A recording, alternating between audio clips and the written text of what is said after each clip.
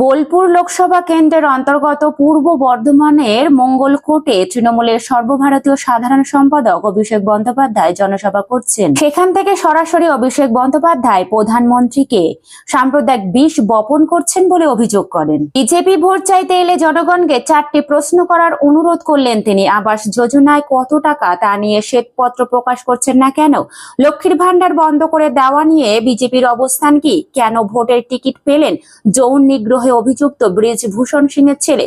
রাজ্যপালের বিরুদ্ধে শ্লীলতাহানির অভিযোগ। এই 4টি বিষয় নিয়ে বিজেপিকে প্রশ্ন করার আর্জি অভিষেকের। তার দাবি, বোলপুর লোকসভা কেন্দ্রে তৃণমূলের জয় নিশ্চিত, কিন্তু এই নির্বাচন ভোটের ব্যবধান বৃদ্ধি করার লড়াই। আরো বলেন, আগে মঙ্গলকোটে নিত্য প্রতিদিন অশান্তি করত সিপিএম এর গুন্ডারা এখন জামা পাল্টে বিজেপিতে।